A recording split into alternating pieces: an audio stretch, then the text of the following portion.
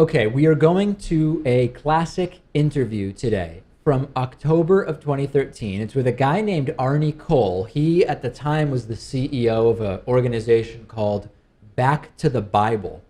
And as with many individuals who have a sort of right-wing religious perspective on morality, on life, on everything, he believed that the way to win the battle with pornography that he believes should be fought is through the Bible. And I don't think that will come as a surprise to many people who have seen some of these interviews. This is really a good one. Arnie Cole, October 2013, fighting porn addiction with none other than the Christian Bible. I'm joined today by Dr. Arnie Cole, the CEO of Back to the Bible. He is also, of course, involved with the Center for Bible Engagement. He works on using media and technology to lead people to a more dynamic relationship with Jesus Christ. And we're here, Dr. Cole, to talk about the Bible. We're here to talk about men and pornography. So as a researcher, let's start. What is your overall sense of how much of a problem pornography is for men in the United States? Well, you know, Dave, as a researcher, it's not so much about what I think, but what people tell me is most people, pornography, regardless of their religious background, pornography is a problem in their lives spiritually. Okay, and then when you say that as a researcher, this is what people have told you, give us a sense of the scientific conditions and how your research has been set up such that we can trust that data. Yeah, we've studied about 130,000 people across the world, about 100,000 from the United States. We've done general population surveys as well, where we use random sampling. And most people that we survey, regardless of lifestyle, tell us that pornography is a problem. And basically what it comes down to is no one wants whoever they're having a relationship with thinking lustful thoughts about someone else, if that makes sense. But so then is the problem with those who are using or consuming the pornography, or is the problem with those who are family or relatives of those? Because you said you studied those who indicate that pornography is a problem for them, but now you're saying the real issue is individuals don't like the idea of their significant others using pornography. So which is it, Dr. Cole? Oh, it's both. It's both. Some people have a double standard, but what we see it is pornography is a distraction for relationships. To have a true relationship with someone else, it's a big problem. It's also a problem for young people. We know that boys, especially starting from the age of 11, look at pornographic material between 50 to 60 times a week on the internet. We also know young girls have a problem starting at around 14, accidentally coming along pornography. So it is something that affects just about everybody who's hooked into the internet in this society. So do you include yourself in that? I mean, are you a regular, casual, or occasional viewer of pornography on the internet? No, I'm not. That's not a problem that, fortunately, I've had, and maybe it's because I study it so much. So because you study pornography so much, you never kind of consume it yourself. That's interesting. Is there any connection, Dr. Cole, between studying the Bible and pornography consumption in your research? Yeah, what we have found is people that have a relationship with Jesus Christ that's based on engaging the Bible 4 or more times a week, that their behavior is radically different than other people. So yes, we do see a difference. And what do you attribute that connection to? In other words, I'm hearing you say that higher Bible consumption, for lack of a better term, seems to correlate with lower porn consumption. What do you think is the cause of that? I think it's probably because of a relationship with Jesus Christ, a personal relationship. A lot of people in America say, of course I'm a Christian. I was born in America. Okay, so in your mind, if someone consumes pornography and self-describes as a Christian, if we were to somewhat kind of like run that through an evaluator machine that tells us, does this compute into someone being a Christian, consuming porn would not be compatible with Christianity. Am I hearing that correctly? I would say that that's correct. What I'm not saying is that they're not a Christian or not going to heaven. What I would be saying is that they're struggling spiritually.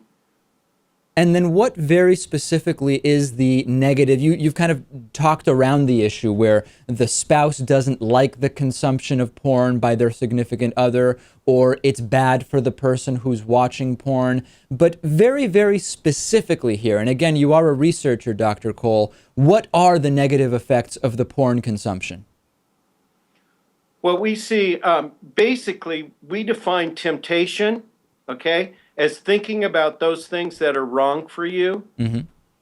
Okay, so when people spend an inordinate time thinking about things that are wrong for them, they've already self-defined this. This isn't me. Okay, so very specifically, do we have any examples from your research of how thinking about porn or watching porn gets people into real life trouble? Even just one or two examples, so people can get an idea.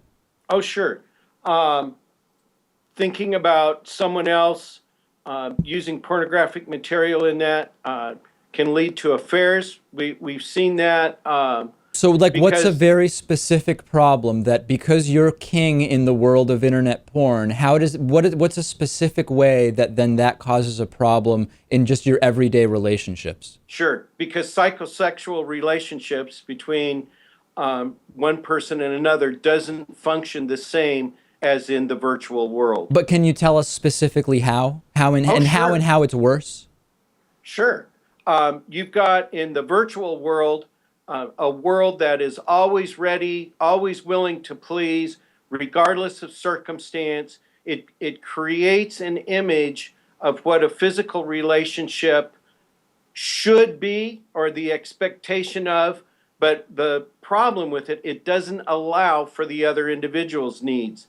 So you're building, especially in children's minds. I don't know about you, Dave, but if you have a daughter, the view that people are getting, they're building in their mind of what sexuality is and healthy sexuality is completely different from reality. And we see that by the 130,000 people that we've interviewed. Most people think that if I think something, it really doesn't hurt anybody.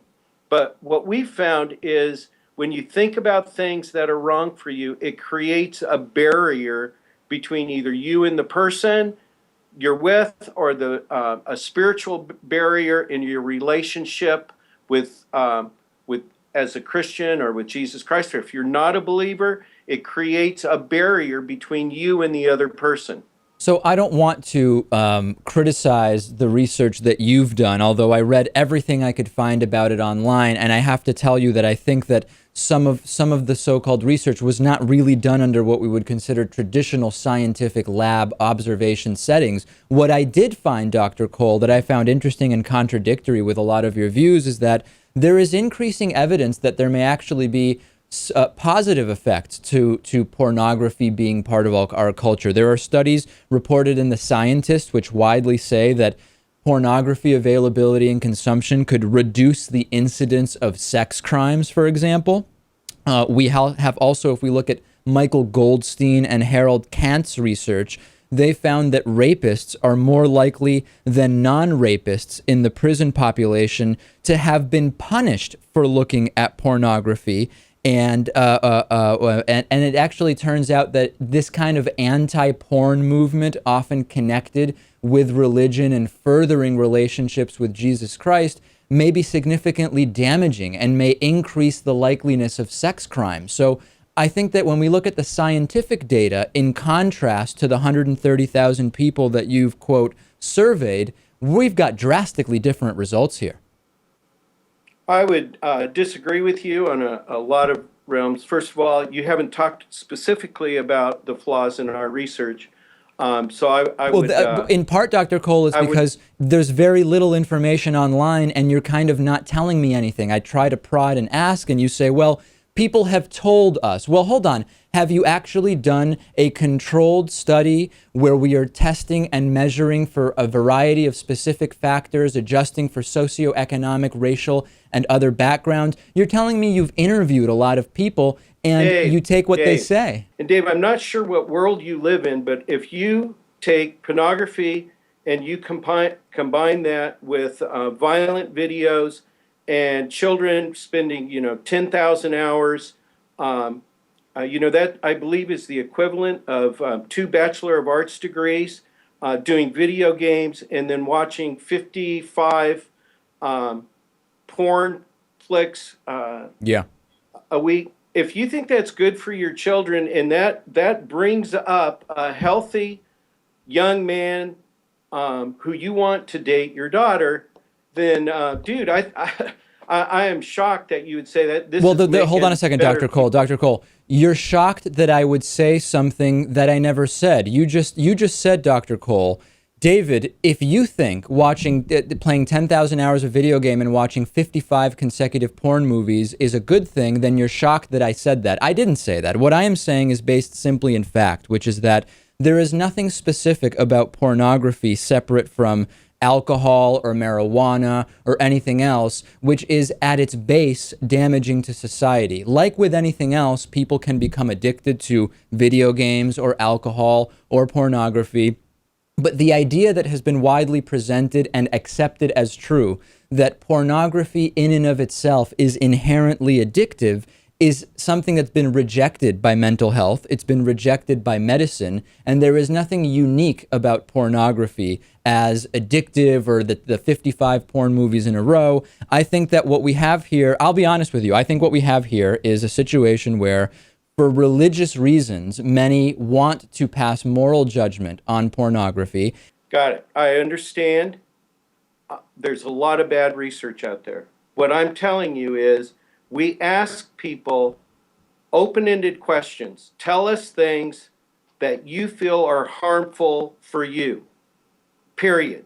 To answer the question of you don't see where you're leading people with Jesus or religion, the way you're leading people in that way is that you say that the way to resist that temptation is by studying scripture and building a religious relationship with Jesus, and that is leading. It is taking that's where it is opportunistic, because there is nothing sacred, for lack of a better term, about Dave, avoiding vices, if that's what they are, by going to Jesus. Dr. Arnie Cole from the Center of Bible Engagement. We didn't agree on much, but I do appreciate having you on.